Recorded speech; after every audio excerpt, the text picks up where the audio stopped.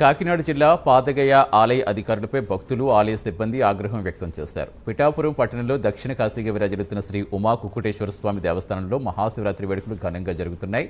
వేకువజాము నుంచే వేలాది మంది భక్తులు ఆలయానికి పోటెత్తారు. హరహర మహాదేవ శంభో శంకర్ అంటూ శివనామస్మరణతో మహాశివుని దర్శించుకున్నారు. అయితే పలు ప్రాంతాల నుంచి వచ్చిన భక్తులు ఆలయ అధికారుల తీరుపై మండిపడుతున్నారు. భక్తులకు కనీస సౌకర్యాలు ఏర్పాటు చేయలేదని ఆగ్రహానికి గురయ్యారు.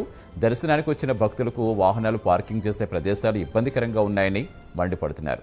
ఇలా మునిపెన్నడూ లేదని భక్తులు వాపోయారు.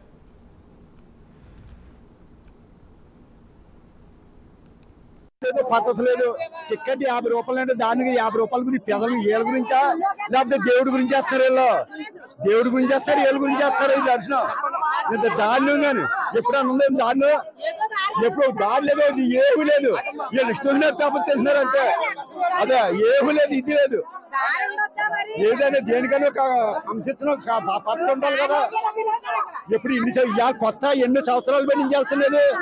ఇవాళ కొత్తగా ఎప్పుడున్న దారిలోని కడేసి 7 రూపాయలు తిన్నాక తప్ప పెద్దల గురించి కాదు. ఇది సంవత్సరాలు బట్టి మహాశివరాత్రికి వస్తా ఉన్నాం, కానీ ఇంత అధ్యయనంగా ఎప్పుడు కూడా ఇక్కడ జరగలేదు. ఈవో గారు తాళం వేసిపోయారు, చైర్మన్ గారు తాళం వేసిపోయారు, కమిటీ మెంబర్లు ఫోన్ ఎత్తట్లేదు, ఈవో గారు ఫోన్ ఎత్తట్లేదు.